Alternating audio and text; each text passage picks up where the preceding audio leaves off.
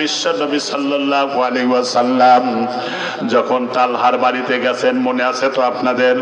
তালহার বাড়িতে চলে গেলেন আর দেখলেন যে তার হাত পাও বাঁধা। বললেন, হুজুর, এই যে অন্যের গাছের একটা খেজুর যদি খেয়ে ফেলে দেয় তাহলে তো আমার সর্বনাশ হয়ে যাবে, আমার ওই সন্তানের দেহটা হারাম হয়ে যাবে, আর হারাম হওয়ার পরে এই সন্তানের ইবাদত তো আল্লাহর দরবারে কবুল হবে না। সেই জন্যই আমি বেঁধে রেখেছি, না খেয়ে মারা যেতে পারে কিন্তু আমি হারাম ঢুকাবো না ভিতরে। নবীজি বললেন, সাহাবীরা রে শোনো, এই যে খেজুর গাছের যিনি মালিক তারে ডাক দিয়ে নিয়ে আসো। সাহাবীরা চলে গেলেন, খেজুর গাছের মালিককে ডেকে নিয়ে আসা হলো। নবীজি ইহুদিকে বললেন, ইহুদি ভাই রে, তুমি এই খেজুরটা বিক্রি করবা নাকি? কয় না বিক্রি করব না। কয় খেজুরের গাছটা দান করে দাও। কয় দানও করব না। নবীজি বললেন, এই খেজুর গাছের বয়স হয়ে গেছে, এই খেজুর গাছটার এতই বয়স হয়ে গেছে 2-1 বছর ফল দিতেও পারে নাও পারে, তবে শুনে রাখো, তুমি যদি ঈমান আনো তাহলে জান্নাতের ভিতরে 10টা খেজুরের গাছ দেওয়া হবে। কয় ওগুলো আমার লাগবেও না। নবীজি মনক্ষুণ্ণ হলেন। ইহুদি লোকটা চলে গেল। তালহার বাড়িতে থাকাকালীন অবস্থায় নবীজি বললেন, সাহাবীরা রে, এই বাড়ির মধ্যে আমি থাকাকালীন অবস্থায় যদি কেউ আমারে খুশি করতে পারে তাহলে নবীজি 2 আঙ্গুল এক জায়গায় করে বললেন, সেই ব্যক্তি আর আমি এত পাশাপাশি আল্লাহর জান্নাতে থাকবো। এখনকার সওয়াল বলবো, কি খায় আল্লাহ? খালি মোবাইলে দেয়, আর কি খায়? ঘোরার দিন রাত ভরা খালি মোবাইলে এসরায় পাওয়ার লেস হয়ে গেছে সব দিক থেকেই। আসল টুকুল কই নেই। এবার জোরে নারায়ণ। প্রধান বক্তার আগমন ঠুকুরে বেড়ার পক্ষ থেকে নামান। ঠিক আছে, এখন কথাগুলো শোনেন, যথা টাইমে তাকে দিয়ে দেবো ইনশাআল্লাহ। কালেকশনও করা লাগবে, সব মাথার মধ্যে আছে। হ্যাঁ হ্যাঁ আচ্ছা, ঠিক আছে। মুসলমান ভাইরা আমার, তাহলে যে কয়টা বললাম, এঙ্গেজমেন্ট করা কিসের নীতি বলেন? খ্রিস্টানদের নীতি। গায়ে হলুদ দেওয়া কোন নীতি? হিন্দুদের নীতি। যৌতুক হলো হারাম নীতি। কি নীতি?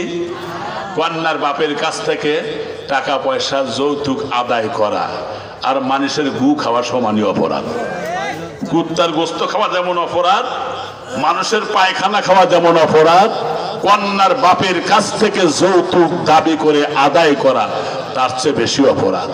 যৌতুক নেওয়ার চাইতে বাঙ্গা থাল নিয়ে সোহাগপুর আর এনায়েতপুর হাটে দাঁড়ায় থেকে ছায়া খাওয়া ভালো, তারপরে যৌতুক নেওয়া ভালো না। যৌতুক যারা নেয় এর চাইতে নিকৃষ্ট পতিত ছোট লোক আল্লাহর জগতে আর নাই। এরপরে বিয়ে করাতে নিবেন? তুই তো বিয়ে করিস না, তুই কি নিবি?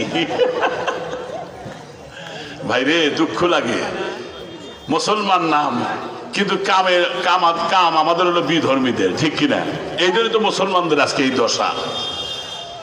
মুসলমান ভাইরে আমার, এই যে একটা কথা শোনেন, 200-300 মানুষ নিয়ে বরযাত্রী নিয়ে মেয়ের বাড়িতে যাওয়া হয়।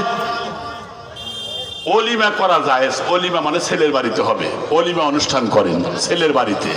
কিন্তু মেয়ের বাড়িতে 200-300 লোক নিয়ে যারা যায়, বরযাত্রী যায়, এটা হলো সবচেয়ে বড় জুলুম নীতি, ঠিক কিনা? আর বিশাল অঙ্কের মহারণা ধরে এই সমাজে, 10 লাখ, 5 লাখ, 15 লাখ বিশাল অঙ্কের মহারণা ধরে ঠিকই, কিন্তু অন্তরের ভিতরে পরিশোধের নিয়ত নাই। এটা হলো মুনাফিক নীতি। আমি তো ঠিকই কই, আমি কি মিছা কথা কই? আমি যা কই সত্যি কথাই কই, কোরআন হাদিস দিয়ে বলতেছি। এই জন্য যে কয়টা পয়েন্ট পড়লাম, এই পয়েন্ট আমরা কখনো নিজেরা এই অন্যায়ের সাথে জড়িত হব না। রাজি আছেন যারা? হাত তোলেন তারা। তো আজকে ওয়াজ মাহফিল সার্থক রে ভাই, আজকে ফাটাফাটি করবো না, খালি মশলা কম। আজকে মুসলমান ভাইরা আমার, বাবাজিরা খেয়াল করেন, যুবকদের দৃষ্টি আকর্ষণ করে বলি, যুবকেরা, আল্লাহ পাক তোমাদেরকে সৃষ্টি করেছেন এত সুন্দর করে, একটু কি ভেবে দেখেছো? তোমরা একটু ভেবে দেখো তো, এই যে তোমরা যে বর্তমান যুগে যারা মোবাইল দেখো, মোবাইলের মাধ্যমে মানুষ যে পাপের সাগরে ডুবে যাচ্ছে, একটু চিন্তা করে তো দেখো। মোবাইল অন করে যখন আপনি টানতে থাকবেন, এমনও ছবি যখন স্ক্রিনে ভেসে আসবে যেটা দেখা বৈধ না অবৈধ, জোরে বলেন। মোবাইল দেখে আজকে আমার যুবক সমাজের চরিত্র ধ্বংসর গহ্বরে চলে যাচ্ছে, চরিত্র নষ্ট হয়ে যাচ্ছে। নবীজি বলেছেন, কোন বেগানা নারী অথবা বেগানা পুরুষের প্রতি দৃষ্টি নেওয়া, এটা হলো চোখের জেনা। কিসের জেনা? চোখের জেনা। খালি নারী আর পুরুষ উভয় লিঙ্গ একত্রিত করলেই যে জেনা তা কিন্তু না। বেগানা নারী অথবা পুরুষের প্রতি দৃষ্টি দেওয়ার নাম, এটাও হলো চোখের জেনা। নবীজি বলেছেন, যৌনতা সম্পর্কিত বিষয় নিয়ে যদি কেউ আলোচনা করে, তাহলে এই যে জিহ্বা দিয়া কথা, মুখ দিয়া কথা বলে, জিহ্বার জেনা হবে এটা। এরপরে বিবাহ সম্পর্ক ছাড়া অবৈধভাবে যদি কাউরে স্পর্শ করে, হাত দিয়া ধরল, অন্য নারীকে ধরল, এটা হাতের জেনা হবে। ব্যভিচারের উদ্দেশ্য যদি হেঁটে যায়, তাহলে পায়ের জেনা হবে। এরপরে মুসলমান ভাইরা জেনার কল্পনা করা, আকাঙ্ক্ষা করা, মনের মধ্যে আসা জাগা, এগুলো অন্তরে জেনা হবে। কিন্তু আপনারা শুনে আশ্চর্য হবেন, জেনাকারীর লজ্জাস্থানে এমন দুর্গন্ধ সৃষ্টি হবে, দুনিয়ার জীবনে পৃথিবীর কোন একটা আঙ্গিনায় যদি জেনাকারীকে যদি দাঁড় করে রাখা যেত, জাহান্নামের মধ্যে যে শাস্তি হবে, যে দুর্গন্ধ সৃষ্টি হবে, দুনিয়ার মানুষ তারা এই দুর্গন্ধের কারণে তারা একেবারে শেষ হয়ে যেত, এমন অবস্থা হয়ে যেত, অস্থির হয়ে যেত। সেদিন জেনাকারীকে পিপাসা মিটাবার জন্য পচা পানি আর পচা পুজ আর রক্তগুলো খেতে দেওয়া হবে, আর বলা হবে, দুনিয়াতে যা তোমরা জেনা করেছো, অন্যায় করেছো, আজকে তোমরা সেটার প্রতিফল আজকে গ্রহণ করো। নাউজুবিল্লাহ। এজন্য যুবকদের দৃষ্টি আকর্ষণ করে বলছি, তোমরা সাহাবীর মতো হও। ও যুবক, ইসলামের জন্য দেখো যে কথাটা বলতেছিলাম, বিশ্ব নবী সাল্লাল্লাহু আলাইহি ওয়াসাল্লাম যখন তালহার বাড়িতে গেছেন, মনে আছে তো আপনাদের? তালহার বাড়িতে চলে গেলেন আর দেখলেন যে তার হাত পাও বাঁধা। বললেন, হুজুর, এই যে অন্যের গাছের একটা খেজুর যদি খেয়ে ফেলে দেয়, তাহলে তো আমার সর্বনাশ হয়ে যাবে, আমার ওই সন্তানের দেহটা হারাম হয়ে যাবে, আর হারাম হওয়ার পরে এই সন্তানের ইবাদত আল্লাহর দরবারে কবুল হবে না। সেই জন্যই আমি বেঁধে রেখেছি, না খেয়ে মারা যেতে পারে, কিন্তু আমি হারাম ঢুকাবো না ভিতরে। নবীজি বললেন, সাহাবীরা রে শোনো, এই যে খেজুর গাছের যিনি মালিক, তারে ডাক দিয়ে নিয়ে আসেন। সাহাবীরা চলে গেলেন, খেজুর গাছের মালিককে ডেকে নিয়ে আসা হলো। নবীজি ইহুদিকে বললেন, ইহুদি ভাই রে, তুমি এই খেজুরটা বিক্রি করবা নাকি? কয়, না বিক্রি করবো না। কয়, খেজুরের গাছটা দান করে দাও। কয়, দানও করবো না। নবীজি বললেন, এই খেজুর গাছের বয়স হয়ে গেছে, এই খেজুর গাছটার এতই বয়স হয়ে গেছে, 2-1 বছর ফল দিতেও পারে, নাও পারে। তবে শুনে রাখো, তুমি যদি ঈমান আনো, তাহলে জান্নাতের ভিতরে 10টা খেজুরের গাছ দেওয়া হবে। কয়, ওগুলো আমার লাগবেও না। নবীজি মনক্ষুণ্ণ হলেন। ইহুদি লোকটা চলে গেল। তালহার বাড়িতে থাকাকালীন অবস্থায় নবীজি বললেন, সাহাবীরা রে, এই বাড়ির মধ্যে আমি থাকাকালীন অবস্থায় যদি কেউ আমারে খুশি করতে পারে, তাহলে নবীজি 2 আঙ্গুল এক জায়গায় করে বললেন, সেই ব্যক্তি আর আমি এত পাশাপাশি আল্লাহর জান্নাতে থাকবো। সুবহানাল্লাহ পড়েন। মুসলমান ভাইরা, হযরত তালহা ডাক দিয়ে বললেন, ইয়া রাসূলুল্লাহ, ইয়া হাবিবাল্লাহ, আপনি মেহেরবানি করে আমারে অনুমতি দেন, আমি একটু চেষ্টা করে দেখি। কয়, ঠিক আছে, যাও। এরপরে তিনি চলে গেলেন ইহুদির বাড়িতে। ওসমান গিয়ে বললেন, ভাই ইহুদিরা শোনো, তুমি তো আমার বাগানগুলো চিনো। কয়, হ্যাঁ, আমি আপনার বাগান চিনি। কয়, আমার বাগানে কয়টা খেজুরের গাছ চাও? বিনিময়ে তুমি এই মরা খেজুরের গাছটা আমারে দিবা। কয়, 20টা যদি দাও তাহলে আমি তোমারে দিব। কয়, ঠিক আছে, তুমি 20টা কোনটা নিবে তুমি নিয়ে নাও আগে। এরপরে 20টা খেজুরের গাছ যখন চিহ্ন দিয়ে নেওয়া হলো, এরপরে একটা খেজুরের গাছ, ইহুদির গাছটা তিনি নিয়ে নিলেন। আমার মুসলমান ভাইরা, এই গাছটা নিয়ে যখন তিনি আসতেছিলেন, ওই মুহূর্তে পিছনে থেকে ডাক দিয়া ইহুদি লোকটা ডাক দেয়া বলে, ভাই ওসমান রে, শুনেছিলাম তুমি জ্ঞানবান মানুষ, অত্যন্ত চালাক চতুর মানুষ, কিন্তু তোমার চাইতে মূর্খ আর অর্বাচীন আমার দৃষ্টিতে একজনও নাই। কয় কেন? এই যে আমার খেজুরের গাছটা মাত্র 1-2 বছর ফল দিতেও পারে নাও পারে, এটা তুমি নিয়ে নিলা, বিনিময়ে ভালো ফলদার 20টা তাজা খেজুরের গাছ দিলা, তুমি তো আসলে বোকা। আমার ভাইরা, ওসমান পিছনের দিকে তাকায়া ডাক দেয়া বলতেছেন, ভাইজান আমি বোকা নই, তুমি বোকা। আমার নবী বলেছেন তালহার বাড়িতে থাকাকালীন অবস্থায় যদি তালহার বাড়িতে থাকাকালীন অবস্থায় কেউ যদি আমারে খুশি করতে পারে, তাহলে আমি নবী আর সে এত পাশাপাশি জান্নাতে থাকবো। সুতরাং তুমি 20টা খেজুরের গাছ চাইলে, তুমি যদি আমার যত সম্পদ আছে, বাগান আছে, বাড়ি ঘর স্থাবর অস্থাবর যত জমি জমা বাগান আছে, সব যদি চাইতা, বিনিময় সবই দিয়ে দিতাম রাসূলকে খুশি করার জন্য। তুমি চাইছো মাত্র 20টা খেজুরের গাছ, আমি 20টা খেজুরের গাছ দিয়া মরা খেজুরের গাছ নিয়ে আমি যাইতেছি না, বরং আল্লাহর জান্নাত ক্রয় করে বিশ্ব নবীর দরবারে যাই। আমি তো আল্লাহর জান্নাত কিনে নিয়ে যাচ্ছি, এটা রাসূলের ওয়াদা। সেই জন্য তুমি ঠকেছো, তুমি চাইছো কম, আর আমি তো এই সুযোগে একটা নিয়েছি 20টা দিয়া। সুতরাং আমি এটা খেজুরের গাছ কিনি নাই, বরং রাসূলের সাথে জান্নাতে থাকবো, জান্নাত ক্রয় করেছি। সুবহানাল্লাহ বলেন। আল্লাহ রাব্বুল আলামিন বলেন, ইন্নাল্লাহা আশতারা মিনাল মুমিনিনা আনফুসাহুম ওয়া আমওয়ালাহুম বিআন্না লাহুমুল জান্নাহ। আল্লাহু আকবার বললেন না? আল্লাহ পাক বলেন, ইন্নাল্লাহা আশতারা মিনাল মুমিনিনা আনফুসাহুম, মুমিনদের জান আর মাল আমি আল্লাহ ক্রয় করে নিয়েছি, বিনিময়ে জান্নাত দিব। সুবহানাল্লাহ। তাহলে জানের মালিক কে?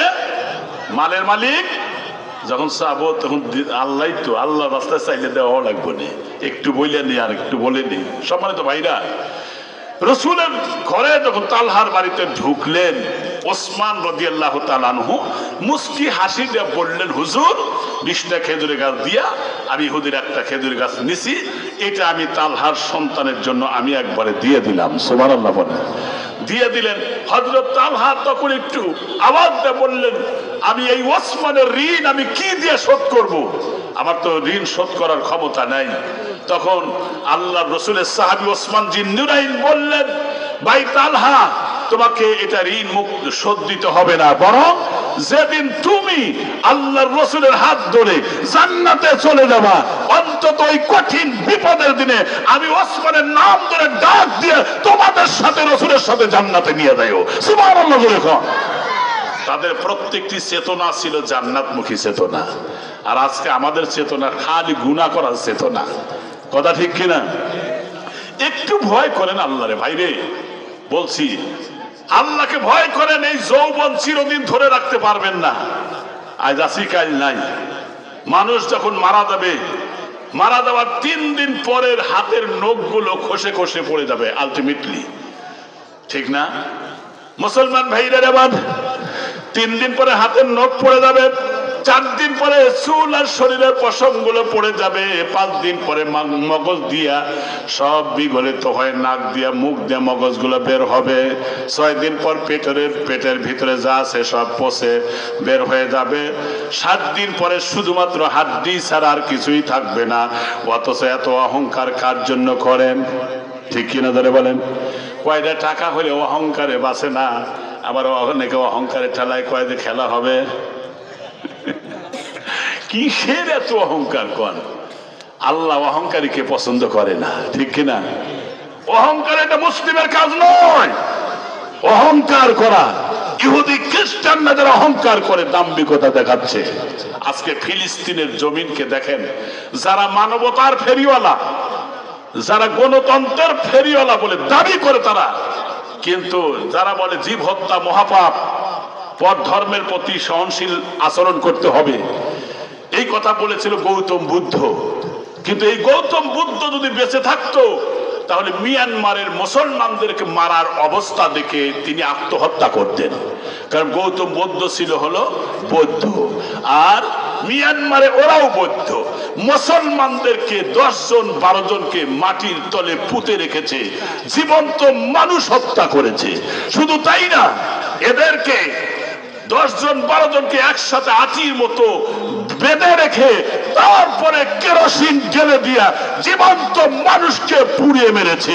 ফিলিস্তিনের দাদা প্রাণ গোলাপ ফুলের মতো সন্তানগুলোকে হত্যা করা হচ্ছে। সেই লক্ষ লক্ষ মানুষ এবং সেই দেশের বাড়িঘর বিল্ডিং ধুলোয় মিশে দিয়েছে। কিন্তু যারা মানবতার প্রবক্তা বলে দাবি করে সেই সমস্ত লোকেরা আজকে দুঃশব্দ পর্যন্ত করে না, মুখে কুলু পেটেছে। ইউনিয়ন টুমরো এজেন্সি এমন একটা সময় তোমাদের সামনে আসবে যে পানির মতো চলমান হয়ে দিনখন্ডের মতো ইহুদি আর নাস্তিকের মতবাদেরা ভেসে যাবে। ফিলিস্তিনের ভূখণ্ডে আল্লাহর কালেমার পতাকা উড়বে। কথা ঠিক কিনা?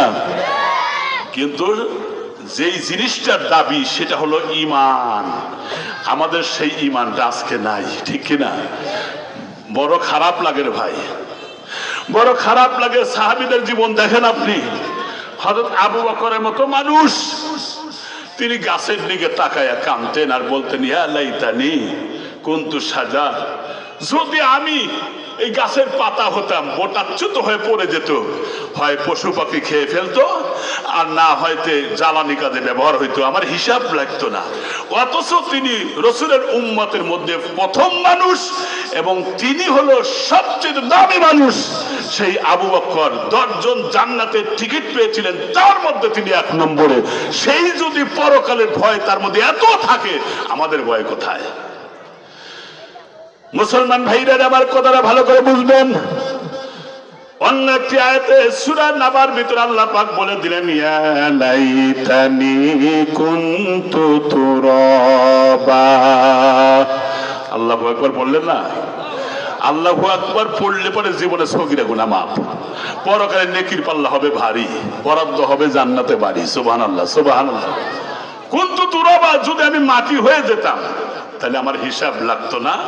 ইয়া লাইতানি কদ্দামতু লিহায়াতি, আমার দুনিয়ার হায়াত নামক জিন্দেগি থেকে যদি ভালো আমল করে পরকালে আগেই পাঠায় দিতাম, তাহলে আজকে এই বিপদের সম্মুখীন হওয়া লাগতো। ইয়া লাইতানি লামুতা কিতাবিয়া, হায় আফসোস আমার এই আমলনামা কিতাব যদি আমাকে দেওয়া না হইতো। ইয়া লাইতা লাইলাতানি লাম আত্তাখিযু ফুলানান খলিলা, সে বলবে, আল্লাহ এই জালেম বন্ধুকে যদি আমি গ্রহণ না করতাম, বদ বন্ধুকে যদি গ্রহণ না করতাম, সুদখোর বন্ধুকে যদি গ্রহণ না করতাম, মিথ্যাবাদী বন্ধুকে যদি আমি গ্রহণ না করতাম, ইসলাম বিরোধী শক্তির মানুষদেরকে যদি বন্ধু হিসেবে গ্রহণ না করতাম, তাহলে আজকে জাহান্নামের দ্বার প্রান্তে আমার আশা লাগতো না। এখন আপনারাই বলেন, ওই দিন আফসোস করে কোনো লাভ হবে? বলেন বলেন, হবে? সেদিন লোকের আফসোস করবে, কি বলবে? আল্লাহ তাও বললেন কোরআনের মধ্যে, ইয়া লাইতানা ইয়া লাইতানা আতা'নাল্লাহ ওয়া আতা'নার রাসূলা। আল্লাহু আকবার পড়েন। মুসলমান ভাইরা রে, ওই দিন লোকেরা বলবে, হায় আফসোস, যদি আল্লাহর এবং আল্লাহ রসুলের আনুগত্য করতাম, নিয়ম যদি মেনে চলতাম, তাহলে আজকে জাহান্নামে আসা লাগতো না। আমার ভাইরা এরপর আফসোস করে বলবে, আল্লাহ সর্বনাশ আমার। ইয়া লাইতানা নুরাদ্দু ওয়া লা নুকাযযিবা বিআয়াতিন রাব্বিনা ওয়া নাকুনা মিনাল মুমিনিন।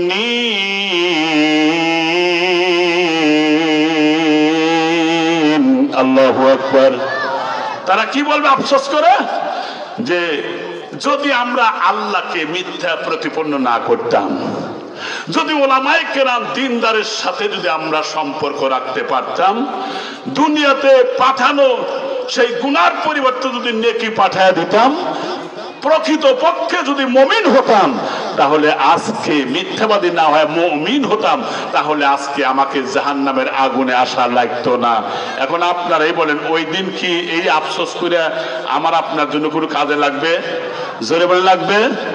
এই জন্য নামাজি শোনেন, বেনামাজি কাকে বলে? 5 ওয়াক্ত নামাজ যে 1 ওয়াক্ত পড়ে শুধু শুক্রবার, আছে না? এও বেনামাজি।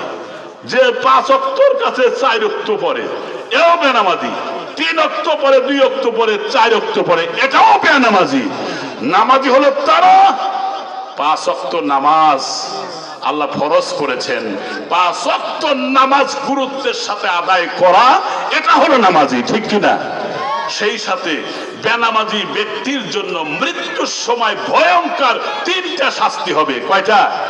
রাসূলের হাদিস, 1 নম্বর লজ্জা আর অপমানের সঙ্গে তার মৃত্যুবরণ হবে যারা বেনামাজি।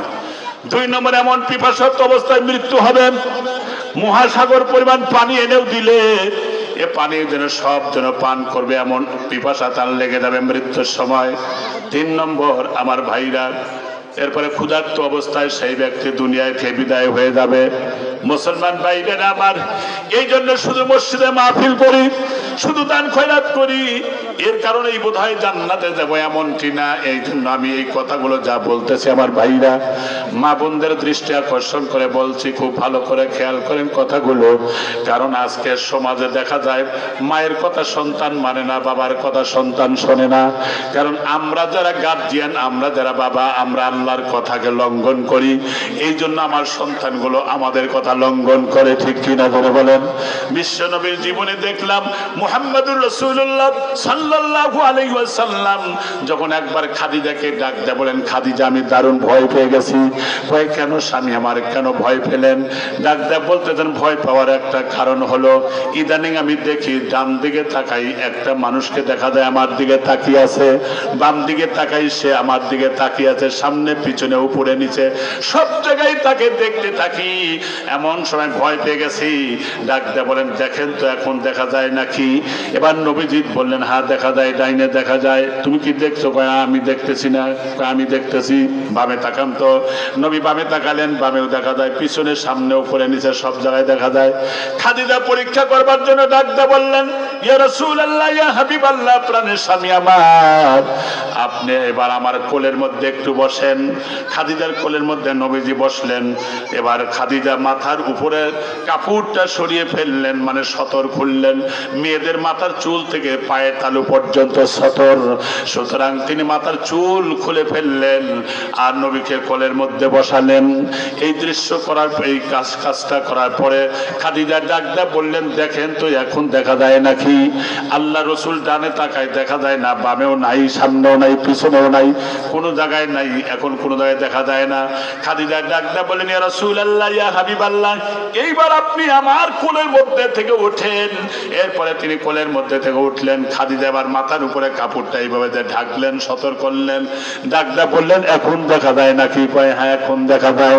খাদিজা অভয় দিয়ে ডাক দেয়া বলেন রাসূল, প্রাণের স্বামী আমার, শোনেন শোনেন, এই যে আমি মাথার চুল খুললাম, আমি যখন সতর খুলে ফেললাম, আপনাকে আমার কোলের মধ্যে বসালাম, তখন আর দেখা যায় না, আবার যখন আমি সতর ঢাকলাম তখন দেখা যায়।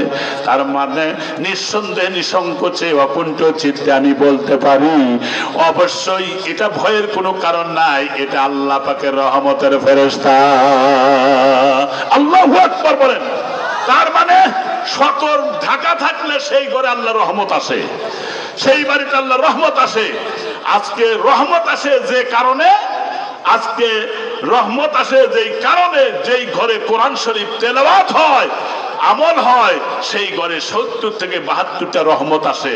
আজকে ঘরে তেলাওয়াতের পরিবর্তে শয়তানের বাক্স ঢুকায়া শুধুমাত্র পূর্ণদৈর্ঘ্য ছায়া ছবি আর নাটক দেখা হয়। এজন্য আজকে গজব শুরু হয়ে গেছে। বাপ বেটা মিল নাই এবং স্ত্রী তার মায়ের সাথে সন্তানের ভালোবাসা নাই, শ্রদ্ধাবোধ নাই, কিচ্ছু নাই। একটাই কারণ, আল্লাহর দ্বীন ছেড়ে আমরা বদ দ্বীনের দিকে ঢুকে পড়েছি। কথা ঠিক কিনা? আপনারা মন খারাপ করতেছেন? এই জন্য আজকে আমাদের পরিবর্তন হওয়া লাগবে ভাই। আজকে মানুষ ঋণ করে একটু ভয়ও করে না, আবার ঋণ করার পরে পরিশোধ করতে হবে এটাও মনে করে না। আহা, বিশ্বনবীর জীবনী দেখলাম, খুব কথাটা শেষ করে আমি শেষ করে কালেকশনে যাব। বিশ্বনবীর জীবনী দেখলাম এক জায়গায় যে রাসূল সাল্লাল্লাহু আলাইহি ওয়াসাল্লাম তার শেষ মুহূর্তগুলো যখন শারীরিক অবনতি, অসুস্থতা সব দিক থেকে, ওই সময় বললেন যে বেলাল মানুষকে আহ্বান করো, যদি কেউ আমার কাছে ঋণ পায় তাহলে আমি পরিশোধ করে দিব। আহ্বান করলেন, লোক বোঝাই হয়ে গেল। রসুল মেম্বরে বসে তিনি বললেন, আগামী বছর হয়তো আমি এখানে নাও থাকতে পারি। রসুলের বলার ভঙ্গিমা ছিল এমন যে সাহাবায়ে কেরাম যেন রসুলের বিয়োগ ব্যথায় এখনই ভুগতেছে, কাঁদতে কাঁদতে অস্থির। নবীজি বলেন, সাহাবায়ে কেরাম, সাহাবীরা কেঁদো না, তোমরা কেঁদো না, শুনে রাখো, প্রত্যেকটা মানুষের জীবনকে পরিচ্ছন্ন করো, আগামী দিনের জন্য কিছু তোমরা পাঠাও। আমার মুসলমান ভাইরা, এরপরে নবীজি বললেন, সাহাবীরা, দীর্ঘদিন তোমাদের সাথে আমার ওঠা বসা, তোমাদের সাথে চলাফেরা, যদি আমার কাছে কেউ কিছু পেয়ে থাকো তাহলে তোমরা চাইলে আমি দিয়ে দিব। ওই মুহূর্তে একজন সাহাবী, নাম হলো সাদ বিন আবি ওয়াক্কাস রাদিয়াল্লাহু তাআলা আনহু, তিনি বললেন, ইয়া রাসূলুল্লাহ, ইয়া হাবিবাল্লাহ, আপনি ঋণ আছেন আমার কাছে। সাহাবায়ে কেরাম অপলক নেত্রে তাকিয়ে আছে, কি ঋণ আছে নবীজি? ইতবাসরে সাহাবী বলেন, ইয়া রাসূলুল্লাহ, আপনি ঋণ হলো উহুদের যুদ্ধের ময়দানে যেদিন আপনি ঘোড়া চালাতেছিলেন, ওই ঘোড়া চালাতে গিয়ে পিছনে, ঘোড়ার পিছনে যখন আপনি আঘাত দিতেছিলেন, আমি ঘোড়ার পিছনে দৌড়াচ্ছিলাম, সেই ঘোড়ার পিছনে ঘোড়ায় আঘাতটা, চাবুকের আঘাত না লেগে সেই আঘাতটা আমার শরীরে লেগেছে। এখন এটা হলো আপনি ঋণ, আমি চাই এখন আপনাকে ওই আঘাত দিয়ে ঋণটা পরিশোধ করতে চাই। এ কথা বলা মাত্র ওমরের মতো মেজাজি একজন মানুষ, তিনি খাপ মুক্ত করলেন, তরবারি বের করলেন, এত বড় সাহস, তুমি আমার নবী অসুস্থ আর তাকে চাবুক মারতে চাও? নবীজি বললেন, উসকুত ওমর, ওমর তুমি থেমে যাও। ওমর থেমে গেলেন। সাহাবায়ে কেরামদেরকে বললেন, আমার ঋণ আমাকেই মুখ পরিশোধ করতে হবে, এজন্য কেউ বাধা দিবে না। সাহাবায়ে কেরামের মধ্যে বলতেছিলেন, তোমাদের যদি একটার পরিবর্তে 10টা চাবুক মারতে হয় তাহলে আমাদের মারো, আমার নবীকে আঘাত দিও না। লা ইউমিনু আহাদুকুম হাত্তা কুনা হাব্বা ইলাইহি মিন ওয়ালিদিহি ওয়া ওয়ালাদিহি ওয়ান নাসি আজমাইন। ওই ব্যক্তি ঈমানদার নয় যে ব্যক্তি তার বাবা, তার ভাই, তার সন্তান এদের চাইতে যতক্ষণ পর্যন্ত আমি নবীকে বেশি ভালো না বাসবে, এতক্ষণ পর্যন্ত সে প্রকৃতপক্ষে ঈমানদার নয়, মুমিন নয়। সুতরাং শুনে রাখো, তোমরা এমন কথা বলবা না। ওই মুহূর্তে নবীজির কথার পরে সাহাবায়ে কেরাম সবাই বাকরুদ্ধ হয়ে গেলেন, হু হু করে কেঁদে ফেললেন। এমন সবাই ডাক দিয়ে বললেন, ঠিক আছে, তুমি আমারে আঘাত দিয়ে ঋণ পরিশোধ করো, আমি ঋণ নিয়ে দুনিয়াতে বিদায় হতে পারবো না, শোধ করে দাও। ওই মুহূর্তে নবীজিকে ডাক দিয়ে বললেন, ও আল্লাহর রাসূল, উহুদের যুদ্ধের ময়দানে যেই চাবুকটা আপনি ব্যবহার করেছিলেন, চাবুকটা ছিল লাল রঙের, আমি ওই চাবুকটাই চাই। ওই সময় চাবুকের কথা শোনার পরে নবীজি তখন হুজরার ভিতরে আওয়াজ দিলেন, উহুদের যুদ্ধে ব্যবহারে সেই চাবুকটা পাঠায় দাও। আমার ভাইরা, আমার বাবাজিরা, ফাতেমাও কান্দে, কয় এমন নিষ্ঠুর ব্যক্তিকে আমার আব্বারে আঘাত করতে চায়, কিন্তু নবীদের নির্দেশ চাবুকটা পাঠিয়ে দেওয়া হলো। নবীজি বললেন, আমার পিঠে আঘাত করো। কয়, না ইয়া রাসূলুল্লাহ, এই মুহূর্তে আঘাত আমি করব না। কারণ আপনি যেদিন আঘাত করেছিলেন ওই দিন আমার শরীরে কোনো জামা কাপড় কিছুই ছিল না, এখন তো আপনার শরীরটা ঢাকা আছে পোশাক দিয়া। নবীজি 41 জন নারীর চাইতে বেশি শরম ছিল। মুসলমান ভাইরা, লজ্জার শরম এটাও একটা ঈমানের অংশ। এই জন্য নবীজি বললেন, আমি তো মানুষের সামনে নিজের দেহটা আমি এভাবে খুলতে পারি না, একটু আড়ালে আসো। সাহাবায়ে কেরামদের মধ্যে কান্নার রোল পড়ে গেল। আমার ভাইরা, লাস্ট মুহূর্তে নবীজি আড়াল হয়ে গেলেন। আড়ালে যাওয়ার পরে জামাটা তিনি শূন্য করে দিলেন। ওই মুহূর্তে সাদ বিন আবি ওয়াক্কাস রাদিয়াল্লাহু তাআলা আনহু নবীজিকে বুকের সাথে জড়িয়ে ধরে পিঠের ওই ঘাড়ের পিঠে নবুয়তের 2টি মোহর ছিল, বারবার চুমো খেতেছিলেন আর বলতেছিলেন, হে আল্লাহর রাসূল, আমি আপনার সাহাবী, আমি কি আপনারে আঘাত দিতে পারি? কিন্তু আমি বারবার শুনেছি আপনার নবুয়তের 2টি মোহর আছে পিঠে, অর্থাৎ ঘাড়ের নিচেই। আমি সেই মোহরটা আমি দেখে চুমো দিতে চেয়েছি, এটাই হলো আমার আশা আকাঙ্ক্ষা ছিল। নবীজি ডাক দিয়ে বললেন, আমার নবুয়তের মোহর তুমি চুমো দিয়েছো, আল্লাহর জান্নাত তোমার জন্য ওয়াজিব হয়ে গেছে। মুসলমান ভাইরা আমার বাবাজিরা খুব ভালো করে বুঝবেন, সাহাবায়ে কেরাম তাদের জীবনের চাইতে বেশি ভালোবাসেছেন মুহাম্মাদুর রাসূলুল্লাহ সাল্লাল্লাহু আলাইহি ওয়াসাল্লামকে। আর আজকে আমাদের মধ্যে সেই ভালোবাসা নাই। একটা দৃষ্টান্ত দিয়ে আমি সেদিকেই যাব। একজন সাহাবী এসেছেন রাসূলের কাছে। ওই সাহাবীর নাম, ওই সাহাবী ছিল অত্যন্ত কালো, গাঢ় কালো। তার ঠোঁটটাও সুন্দর ছিল না, কোনো অংশেই সুন্দর ছিল না, এত কালো। কিন্তু এই সাহাবী ডাকতে বলেন, ইয়া রাসূলুল্লাহ, ইয়া হাবিবাল্লাহ, আমার বিয়ের প্রয়োজন, কিন্তু এত কালো মানুষ বলে আমারে কেউ বিয়ে দেয় না। নবীজি তখন একটা চিঠি লেখালেন এক সাহাবীকে দিয়া। তৎকালীন সময় সবচেয়ে ধনী একজন সাহাবী ছিলেন আমির রাদিয়াল্লাহু তাআলা আনহু। চিঠি লিখলেন, যাও চিঠিটা নিয়ে যাও। লিখেছেন, আমি বিশ্ব নবী চিঠি পাঠায় দিলাম, বর নির্বাচন করে তোমার মেয়েটাকে এই বরের সাথে বিয়ে দিও। মুসলমান ভাইরা কথাটা ভালো করে বুঝবেন। এরপরে সাহাবী যখন চলে গেলেন, সেই বাড়িতে গিয়ে সালাম দিলেন। মেয়ের বাবা বাইরে চলে আসলো, পেয়ে চিঠি রাসূল পাঠিয়েছেন। এরপরে একবার চিঠির দিকে তাকায়, একবার সাহাবীর মুখের দিকে তাকায়, আবার চিঠির দিকে তাকায়, আবার মুখের দিকে তাকায়। চিঠির দিকে তাকানোর অর্থ হলো স্বয়ং বিশ্ব নবী চিঠি দিয়েছেন, এই চিঠিটা কেমনে আমি ফেরত দেই।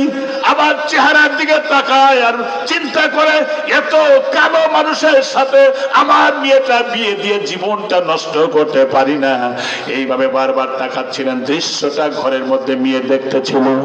আমার মুসলমান ভাইরা, আমার বাবাজিরা, এই দৃশ্য দেখার পরে ডাকতে বললেন, তুমি একটু অপেক্ষা করো, আমার মেয়ের মতামত নিয়ে আসি। এরপরে বাবা ঘরের মধ্যে গিয়ে দেখে মেয়েটা কান্নাকাটি করছেন।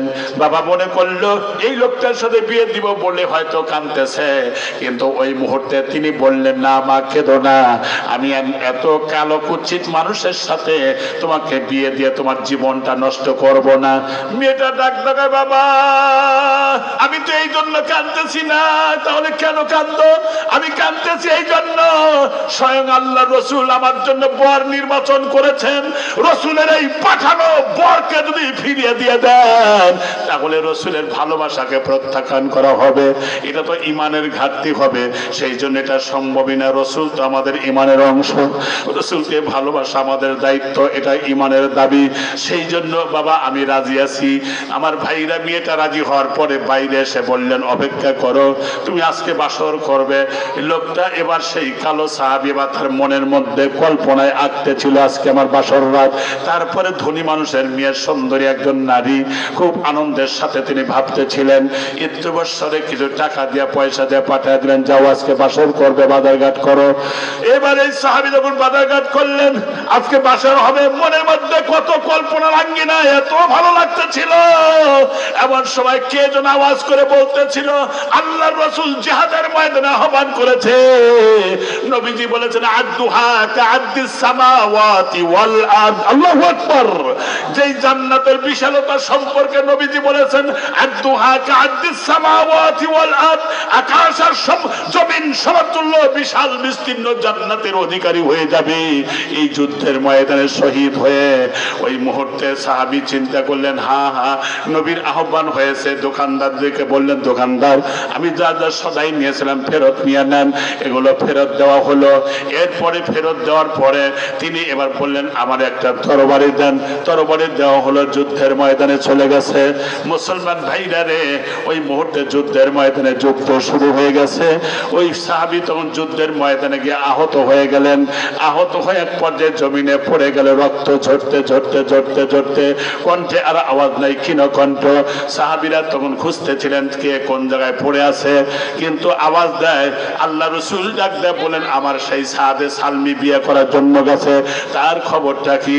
বিশ্ব নবী নিজে যুদ্ধের ময়দানে গিয়ে বলেন, সাদ। যেই মাত্র ডাক দিলেন, ওই মুহূর্তেই সাদ রাদিয়াল্লাহু তাআলা আনহু তার সমস্ত শক্তি এক জায়গায় করে রাসূলের ভালোবাসায় ইমানের বলে বলিয়ান হয়ে উজ্জীবিত হয়ে বললেন, ইয়া রাসূলুল্লাহ আমি হাজির, আমি হাজির। এ কথা বলার সঙ্গে সঙ্গে সেই সাহাবী দুনিয়া থেকে বিদায় হয়ে গেলেন, শহীদ হয়ে গেলেন। আল্লাহ রাসূল সেই জায়গায় যায় দেখেন যে এখন তার প্রাণবায়ু বের হয়ে গেছে। নবীজি একবার মুখ ঢাকেন, আবার হাসেন, আবার কান্দেন। সাহাবায়ে কেরাম ডাকতে বলেন, ইয়া রাসূলুল্লাহ, ইয়া হাবিবাল্লাহ, আমাদের ভাইয়ের বিয়োগ ব্যথার কারণে আমরা কাঁদি। আর আপনি হাসেন। নবীজি ডাকতে বলেন আমি নবী, আমি নবুয়তের চোখ দিয়ে যা দেখি তোমরা তা দেখো না, তোমরা জানো না। তবে শুনে রাখো, শুনে রাখো, আমি যখন বারবার মুখ দেখে আলাদা অন্যদিকে মুখ ফিরাই, আমি লক্ষ্য করে দেখলাম এই মহিলাটার উপর, এই সাহাবীর উপরে আল্লাহ পাক এত রাজি খুশি হয়েছেন যে সরাসরি জান্নাতের হুরেরা মল বের করে এসে তার উপরে পুষ্প বর্ষণ করতেছে। আর আমি এই জন্য মুখ ফিরে নেই। এরপরে আমি কান্দি। এই সাহাবী বিয়ের কথা পর্যন্ত ভুলে গেল। দিনের সাথে দিনের মোহব্বত, ইসলামের মোহব্বত তাদের মধ্যে ছিল, নবীর ভালোবাসা তাদের মধ্যে ছিল। এই জন্য বদরের মুসলমানদের 313 জন হওয়া সত্ত্বেও বিজয়ের মালা আসলো। তাদের কথা কাজে মিল ছিল, তাদের আচরণ ছিল। তারা দুর্নাম গীবত করে নাই, তারা পরশ্রীকাতরতা করে নাই, তারা হারাম খায় নাই। আমার ভাইরা, দুনিয়াটা তার কাছে তুচ্ছ ছিল। রাদিতুম বিল হায়াতিদ দুনিয়া মিনাল আখিরাহ ফামা মাতাউদ দুনিয়া ফিল আখিরাতি ইল্লা কলিল। আল্লাহু আকবার বলেন। আল্লাহ পাক ডাকতে বলেন তোমরা কি দুনিয়ার জীবন পেয়ে পরিতুষ্ট হয়েছো?